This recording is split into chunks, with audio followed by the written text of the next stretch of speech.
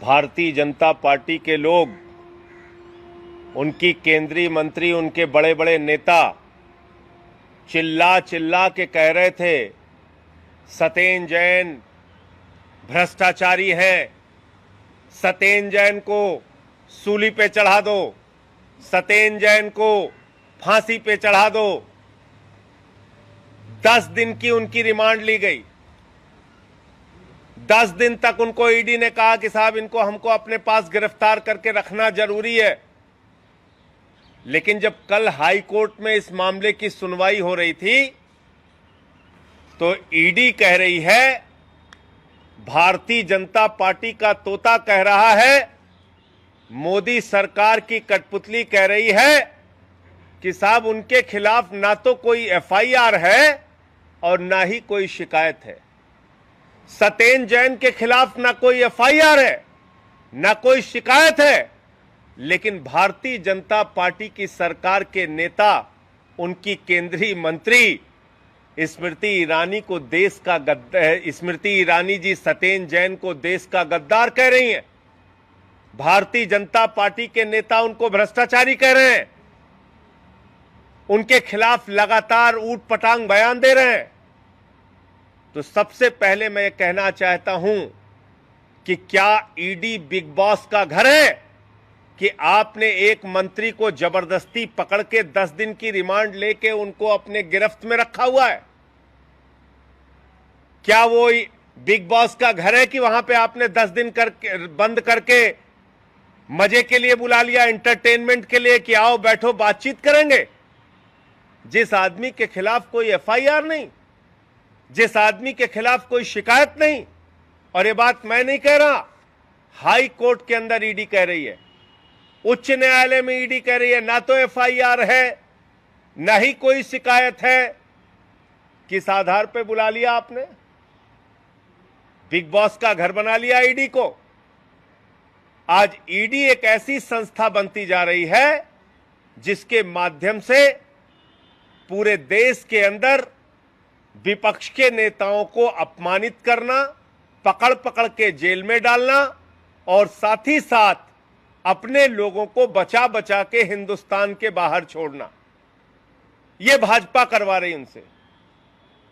ED Modi ji के मित्रों नीरव मोदी और मेहुल चोकसी जो हजारों करोड़ लूट कर बैठे हुए हैं विदेशों में, उन पे कार्रवाई के लिए नहीं है।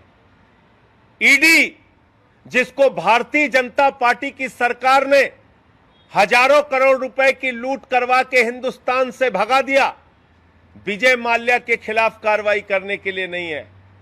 ईडी जिनको वसुंधरा राजे जी के सहयोग से हिंदुस्तान से भगाया गया, और एक स्वर्गीय नेता इस समय दुनिया में नहीं है, उनका नाम नहीं लूंगा, उस ललित मोदी के खिलाफ कार्रवाई करने के लिए नहीं बनी।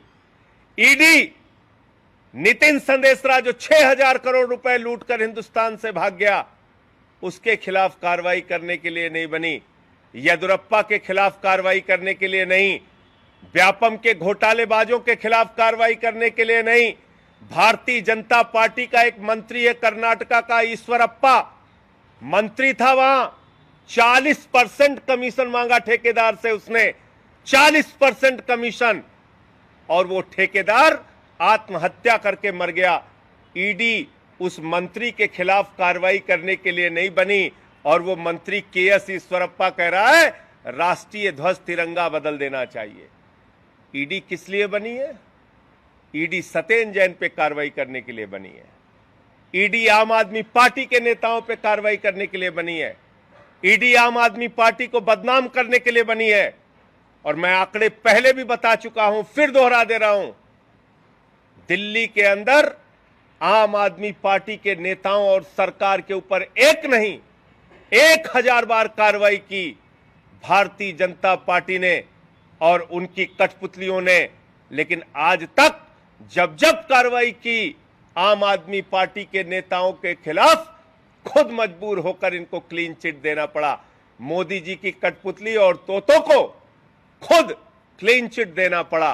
कोई साक्ष्य आम आदमी पार्टी के नेताओं के खिलाफ नहीं मिले।